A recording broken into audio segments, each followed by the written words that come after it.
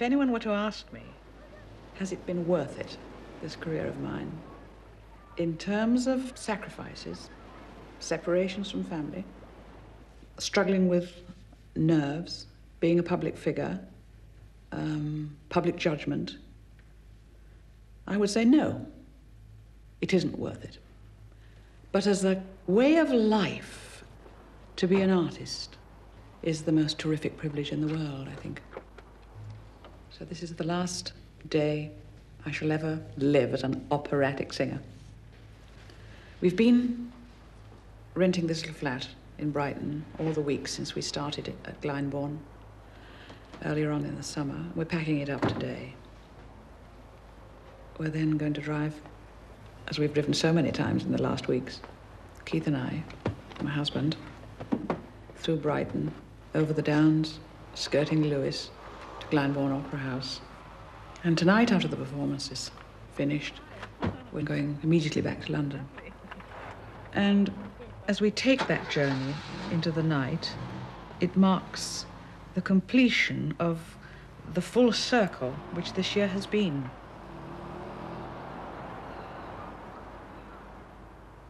Since last September until this moment, this has been the final season of my life which contains all the elements of performing in it.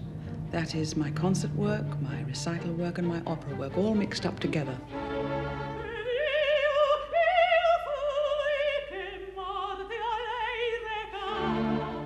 This is what my life has been for the last 25 years, and what it will never be again, because the operatic element will be missing.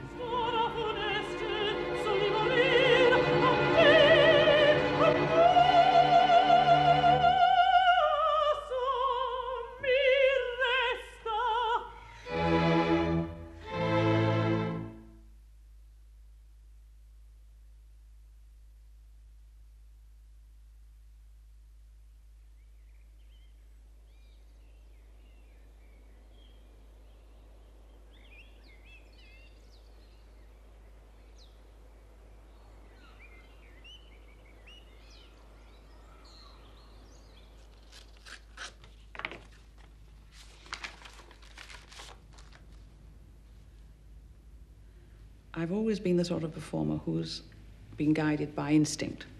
Instincts to do the kind of music that I do, in the places that I do it. And when we saw this year of Alceste at Covent Garden, Mary Stuart at the Colosseum, and finally Orfeo at Glyndebourne, I had this instinctive gut reaction. This is a perfect way and a perfect time to bring my operatic career to a close. This new production of Alceste at Covent Garden is the beginning of the season. And the moment has come for all the people involved in it, John Copley, who's the producer, Sir Charles Mackerras, who's the conductor, Janine Rice, our French coach, the whole team to meet together. I've been memorizing the score for a year. I've been living with the score and living with the character and the woman and the story of Alceste for a year. Thank you very much. Because of the kind of life every singer leads, I can't spend hours and weeks and days and months sitting at the keyboard with the score. I have to take it in a train or in a car, and it just sits on my lap, and at every opportunity it's opened and I memorize more. I memorize the actual words and notes, put them inside my head, away from the keyboard.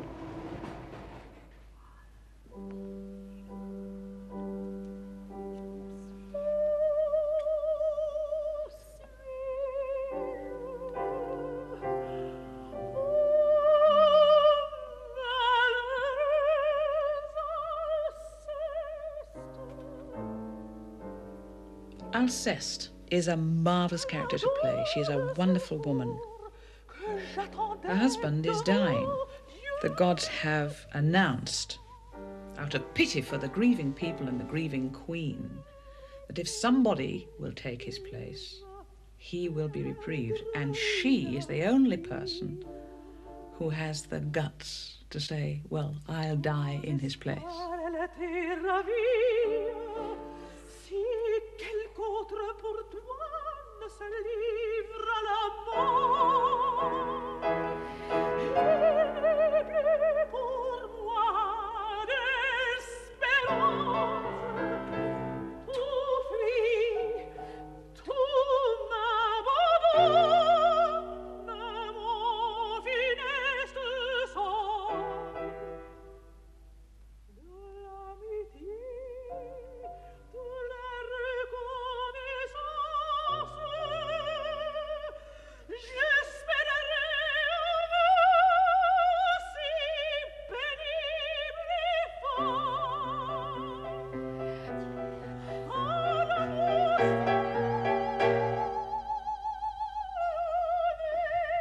incapable, je n'écoute les bras. Me donnera le jour dont te privait la pente impitoyable, te sera redit par l'amour.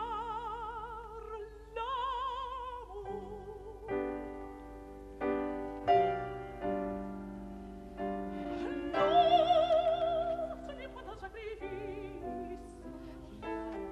Et Pourrais-je vivre sans toi, chère Annette? ah, pour moi.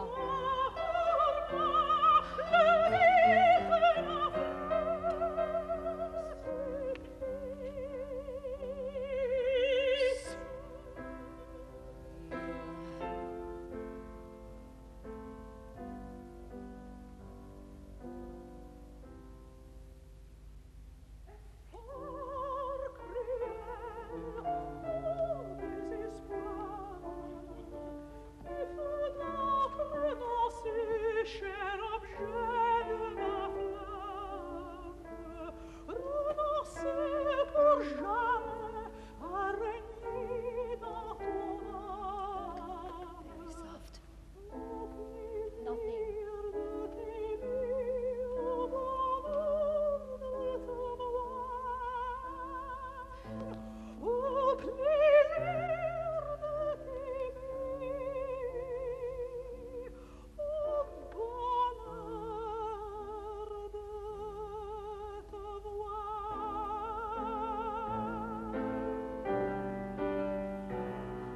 Non, ce n'est pas un sacrifice. Et pourrais-je vivre sans toi?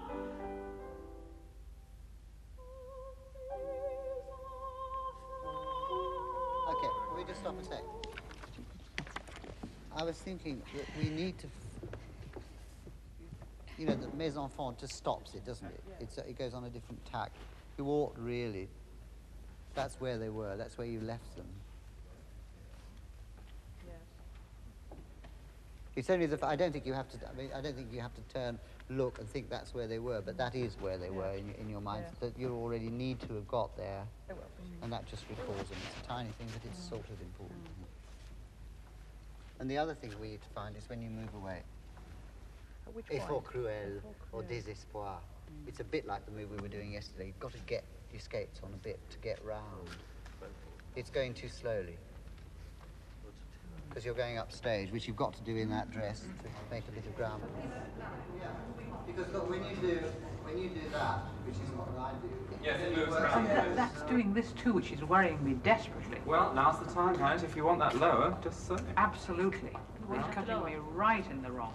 Oh, well. That's because of the weight, isn't it? The way it is in the back, yeah. Gosh. Well, it's all right. I mean, all of these things can be ironed out. This thing says. Oh, Well, it's a bit difficult to find. I it might all. miss it.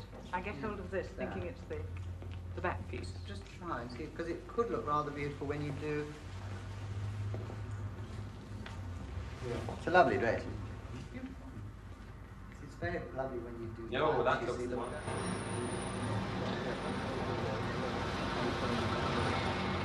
This is the evening I've been working towards for over a year. Now, the final piece of the jigsaw is in place. The vital ingredient of all performances, the audience. No magic, no communication is possible until this moment. It's all self-indulgence until now.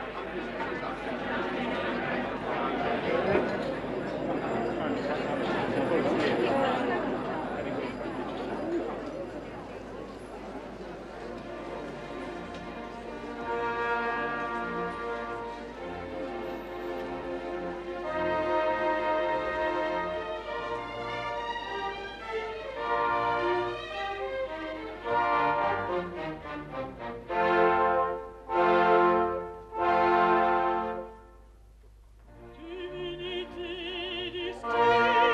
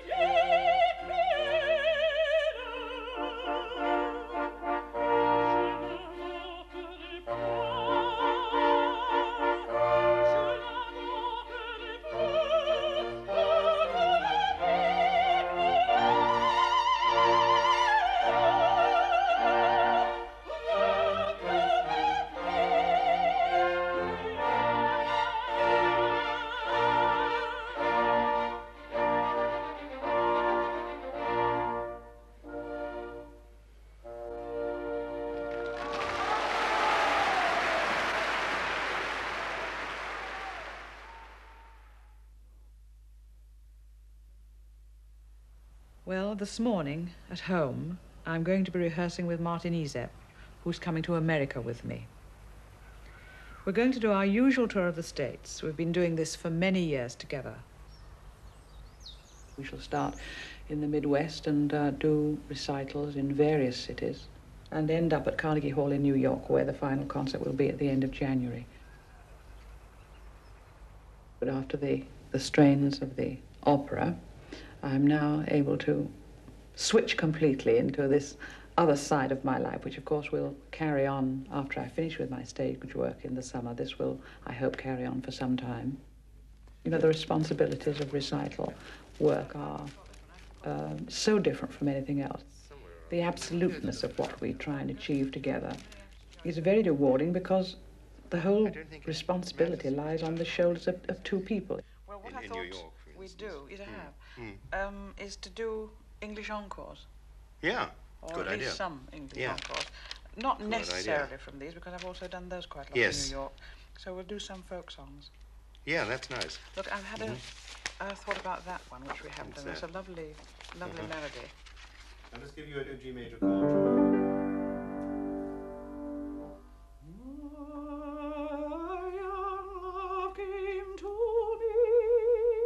No, that's the wrong. Said So to it's me. said to me. Yeah. Yes, that's the wrong. I'm singing the last verse instead. My young love said to me, my mother won't mind, and my father won't chide you for your lack of kind. And she stepped away from me, and this she did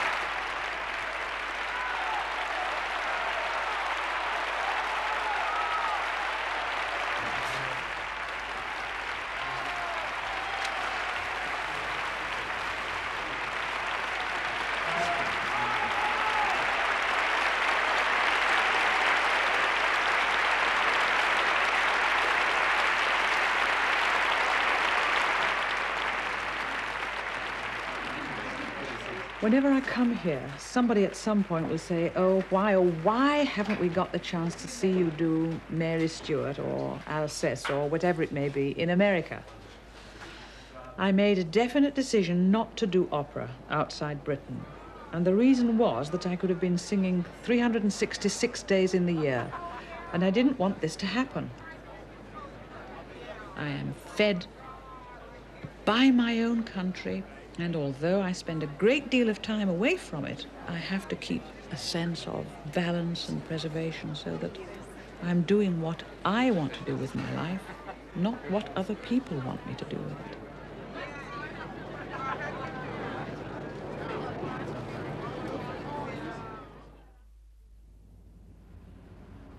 Mary Stuart is the second of the 3 operas that I'm doing this year, in between Alceste and Orfeo, and it's a piece I've done twice before. It's very familiar and very deeply loved. It's a wonderful score, a wonderful vehicle for a singer. The way Donizetti accompanies the voice is a singer's dream. Today, after our rehearsal period, after our first night last Thursday, we're returning to the Opera House to do some very concentrated rehearsals for the cameras in order to put this piece on video. That's the angle I want. I'm not quite sure exactly what this morning will involve. It'll mean a lot of standing around, and it'll be very tiring, and we're going to have to learn which camera lights to look for. The cameramen, really, are the important people today. They're the people who have to learn what our moves are going to be. We shall mark it down. My understudy is going to do a lot of the singing for me, so I shall be standing there like a piece of cardboard being manipulated on the stage rather than a working singer. Or next. That's nice, 3, yes. See her push him out of the way. And dramatically speaking, although it's not historically correct, it has this exciting, imaginary confrontation scene between Queen Elizabeth and Mary, Queen of Scots. That's exactly what I want to see. I play the part of Mary, and Rosalind Plowright, a marvellous young singer, plays Elizabeth.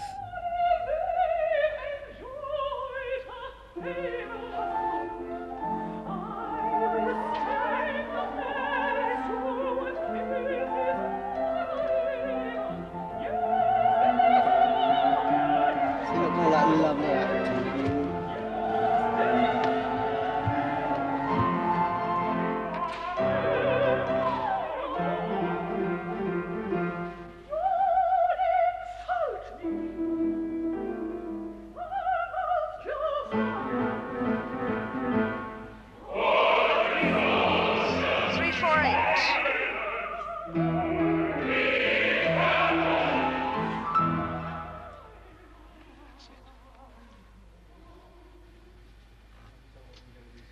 Three, 5, 1. 4 next. I think that shot should go straight to Elizabeth, you see, it's John feels that shot should have gone straight to Elizabeth. harlot. Think about that. Think about that. This is 3, 5, 4.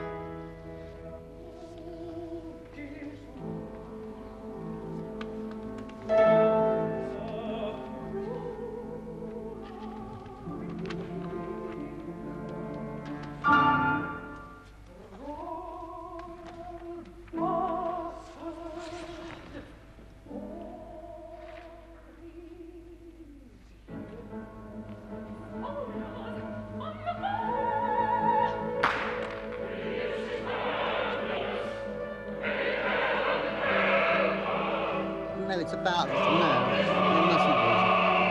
I'll talk to you. That must be a close-up, It'll be a close-up at the moment, I think. It'll be a close-up of... Now we can open. Now you can go wide. 3, 5, 8, A. Yep, Close I up get on the 3, point. 5, 8. That shot on 4 probably get tired.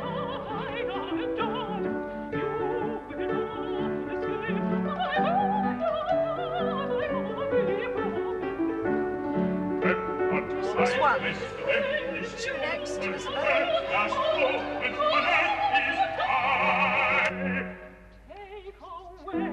Put Mary in that too.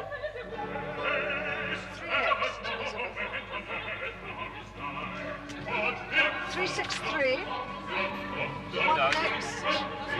As you were, Mary shouldn't be in the previous shot. But go to your next shot.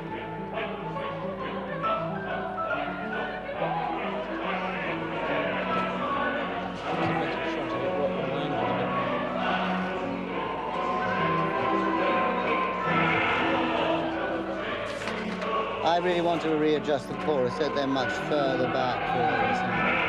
Can you stop? Stop. Okay, stop.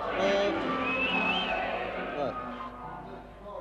The chorus has got to go very much further back for this television. Could you all move back as far as you can go? What happens when none of the lights are on, which is quite a lot of the time? Well, darling, which lights? Well, a lot of the lights, I'm looking for lights, there are none on at all. No, there's always a light on a camera. There may be one up there, you see. There's a camera up there and there's a camera up there. I see. Well, look, there are certain points when I think they should not cut shot, and that is in that page of the confrontation Well, scene. I mean, we're just getting that right. That isn't right. It should be absolutely on the same shot. Two people, yeah. If they've started on that camera, it must finish on that camera and then cut. But they never wait till I finish the sentence before they Actually, cut. what happens is that goes straight up to the top one. That's a good shot. Really, you mustn't think about those now. Really. But don't they want us to angle the camera? Not really. I mean, there are 1 or 2 places that we need to adjust, and we want to talk about the actual beginning of the first confrontation. I want to talk to Peter because I want to have you close. Alex. Yes? We must do that confrontation again. Okay. We want to go from you'd insult me.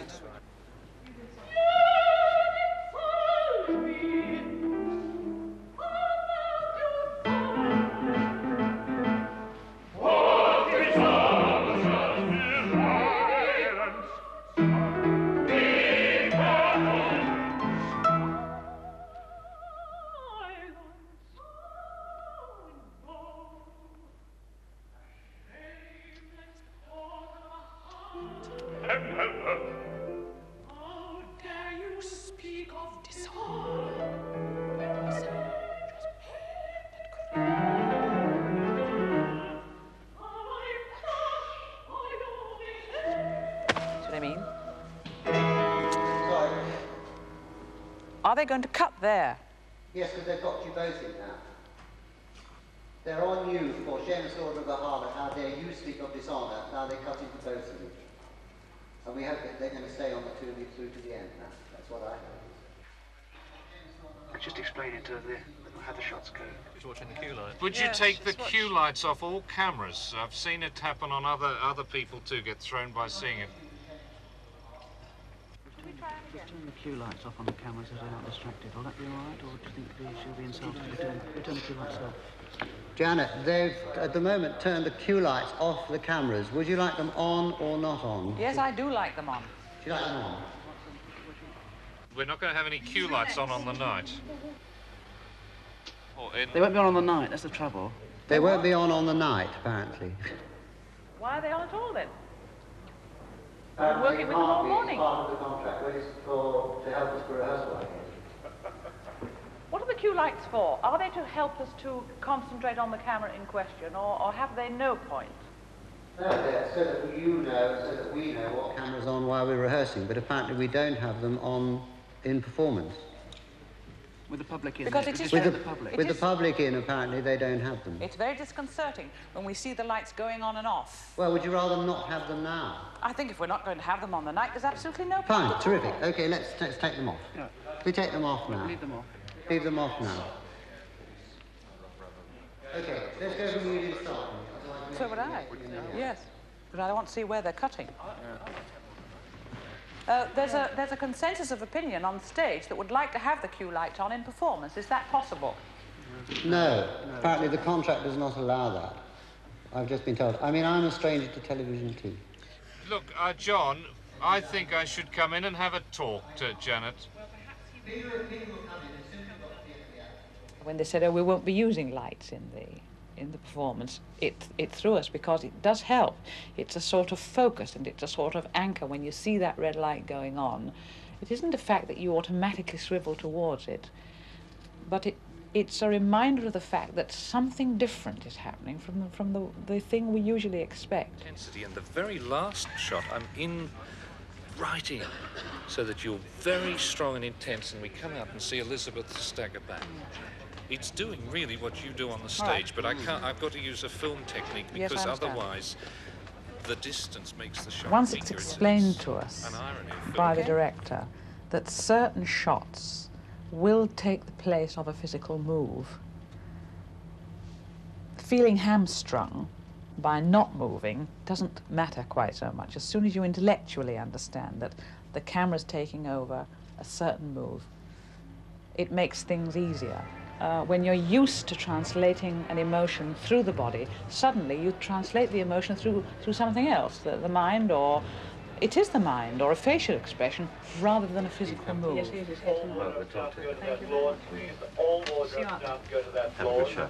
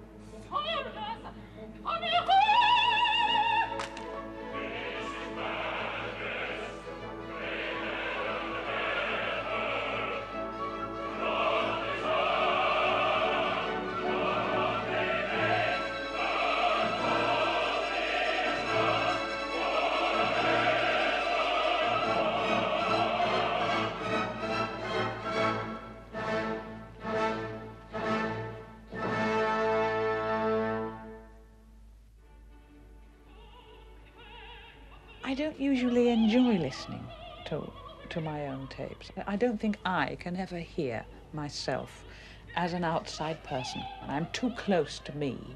I can judge certain technical things, but the actual impact of my voice, I think, is probably impossible for me to understand. I was busy one day in my kitchen listening to the wireless, and I heard a recording of some Wagner, the last song of the Wesendonck Lieder, and I was absolutely captivated by this particular recording. I sat down and listened to it and enjoyed it tremendously, and when it was over I thought, well, that was very beautiful. And over the air came the announcer to say that that was Janet Baker singing. And I don't think I've ever been caught like that before. I was actually in the position of listening to myself like a stranger. It's the only time it's ever happened in my life, and it was a very beautiful experience.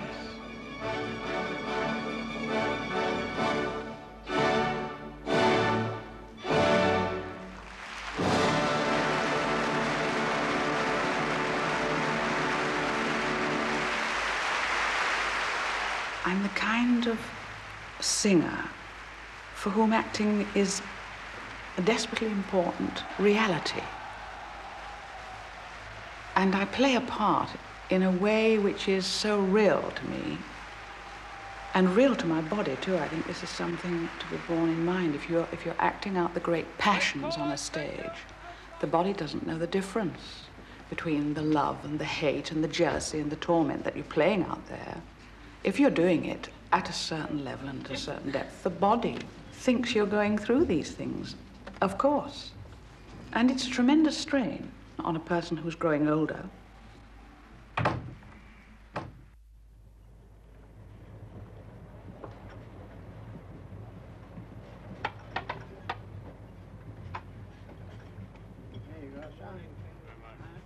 you. You take it from me.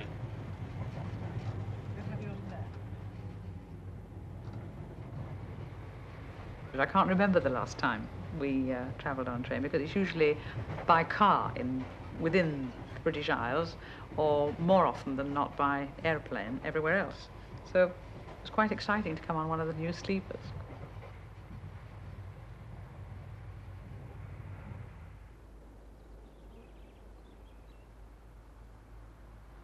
I've been coming to Haddo near Aberdeen in Scotland over the years fairly regularly.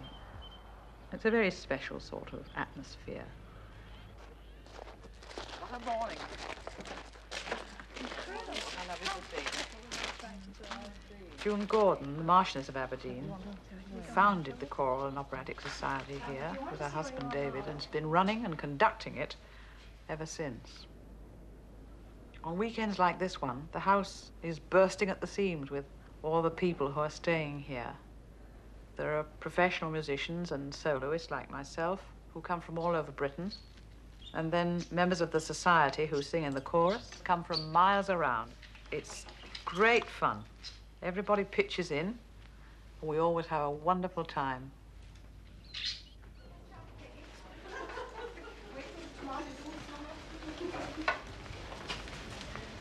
To perform an oratorio like Elgar's Dream of Gerontius, for instance, which I've sung many times before, is a totally absorbing and fulfilling event.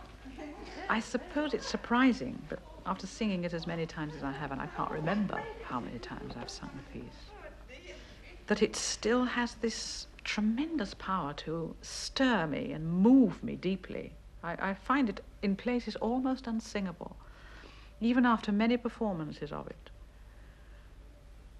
So I couldn't possibly say that the concert field is less fulfilling than the stage. It isn't. It's just fulfilling in a totally different direction. It demands different things from me. And I think it is this question of being a person. I'm standing up there and I'm Janet Baker singing The Angel. I'm not Mary Stuart or another character. I'm not disguised as somebody else. I'm me singing the music, and it's a step, really, a more direct confrontation with the audience. There's nothing between us, no light, scenery, character. There's just the music and me as a person singing it.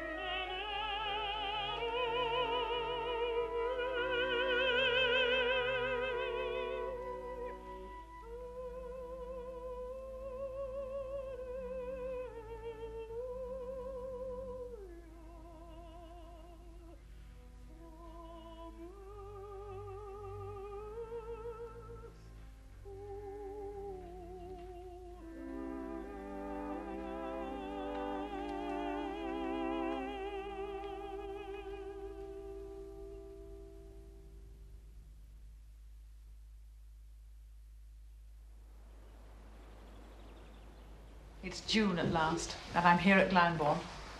And this is the room, all the years ago in 1956 when I first joined the chorus, where I got changed and made up. It's altered a little bit since my day. It's a bit more complicated now than it used to be. We didn't have that middle section. It was much simpler. It all looks very grand in there now.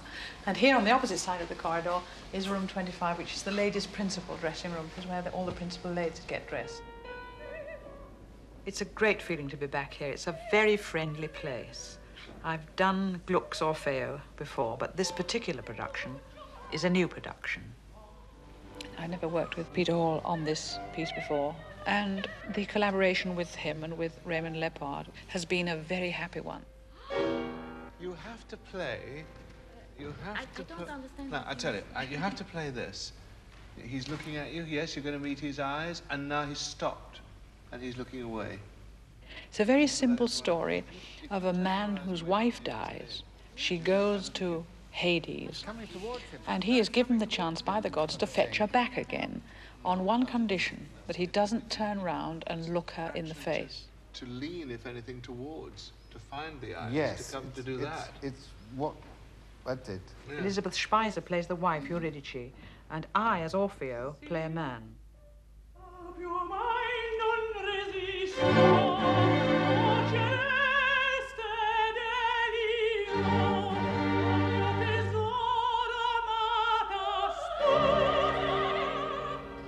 At the point in the third act when Orpheus has actually given way to the temptation and turned round and looked at her, she falls dead in his arms. The problem then is, again, a physical one, how to catch her and get her manoeuvred into the right position for the aria, the Che farò, which is so well known. There are always difficulties in doing pieces which are terribly well known, trying to find something fresh and something new about them. And I always find if people ask me to sing an aria like that in a concert, it's practically impossible, just to pull it out of the hat like a rabbit. You need the whole opera behind you before you're in the right emotional mood to sing these famous, well-known, beautiful pieces that everybody loves. This is the place where I began my operatic career, and this is the day, this is the moment when that aspect of my life is coming to an end, and I'm doing it willingly. It's a deliberate cutting out of something which has always belonged to me, and it's a very strange feeling. And the only way I can describe the feeling is euphoric. I'm being held by something. It's like looking at one's life down a microscope. I'm in the scene, and yet, in a way, I'm apart from it.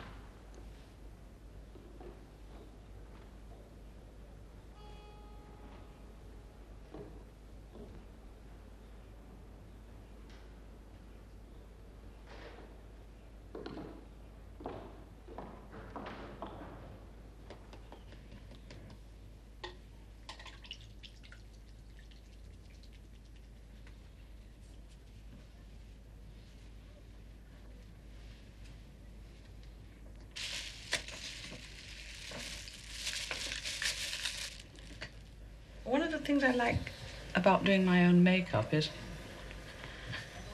that it helps you to concentrate on that and nothing else. It's a sort of therapy. It's a tremendously relaxing thing. I enjoy it, and it takes my mind off the show. And as I'm sitting here right at this minute, which is about now, an hour before we begin, this very mundane thing, like putting my dressing table out, opening my mail, looking at my flowers, is a very peaceful and restful process, which I enjoy because it calms me down. And the name of the rose is actually Kathleen Ferrier. So who better to have it than deeply you? touched. She sent So me a let message anyone from beat beyond. that one. I agree. Thank you very much. You know, nights like this, first night and last night, particularly this last night, there's a tremendous sort of atmosphere generated in the theatre, And people will come in and out, and as the time gets on towards curtain up, the temperature will raise somehow. Don't do that, you might knock the music up. I've been very calm all day, actually. I hope I shall be equally calm out there on the stage tonight, but it's amazing. It's a feeling of completion, really, not a feeling of worry and sadness. You know, it just doesn't enter into it at all. Maybe it will later, but at the moment I feel quite peaceful and glad, really, that this moment had arrived. It's been on the horizon all these months, and I just hope that the vibes I get from my chorus colleagues, who are marvellous, and my principal colleagues on stage are going to carry me through and help me and make it the glorious occasion I really believe it's going to be. But at the moment, I feel amazingly calm. Ladies and gentlemen of the orchestra, your call, please. Dame Janet, Miss Spicer, ladies and gentlemen of the chorus and children. Mr. Jonathan standing by on the board, please. Electric standing by for smoke guns and follow spots. Mr. Sheriff, your call for the sun, please. Mr. Linus, Mr. Quinn and Mr. Streeter standing by for tabs, please. Mr. Linus, Mr. Quinn and Mr. Streeter standing by for tabs. Thank you.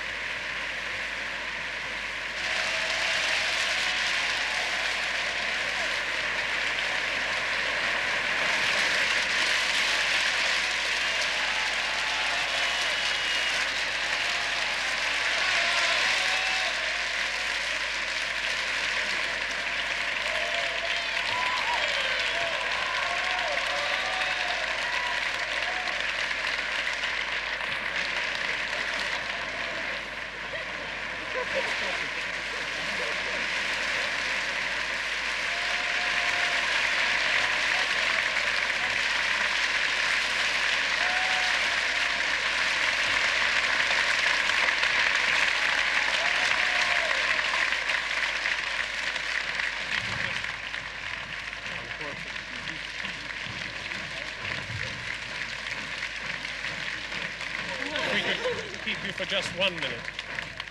Words cannot convey the admiration and the affection which we all feel for you at this time. We'd just like you to accept this token from us all.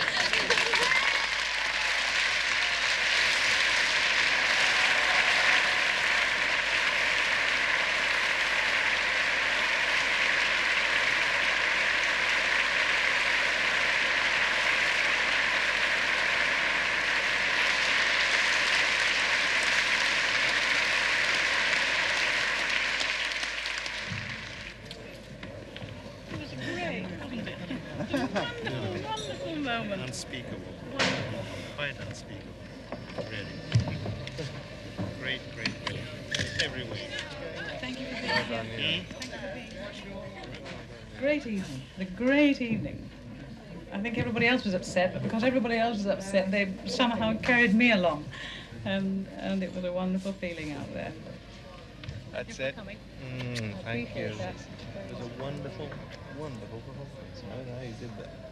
They did it. They held me up somehow. It was wonderful. Thank you.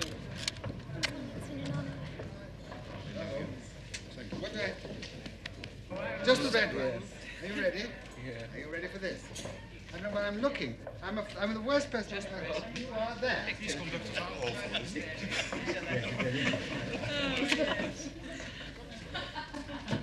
I feel as I did the other evenings at Covent Garden and the Colosseum, that there's been something glorious about it and right and marvellous, not sad, and not sad.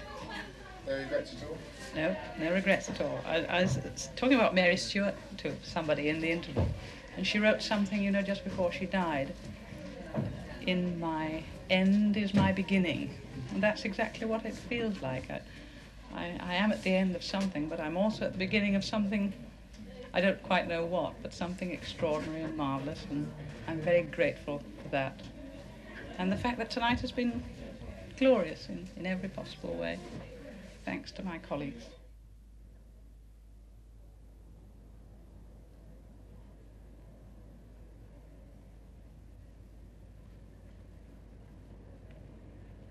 This year that I've just been through has without doubt been the most pressurized, the most exciting, the most emotional, and probably the most fulfilling year of my working life. And whenever anybody says, "Are you sure you're doing the right thing?" all I can say is that every situation as it's happened has confirmed my inner gut feeling that what I've done is right.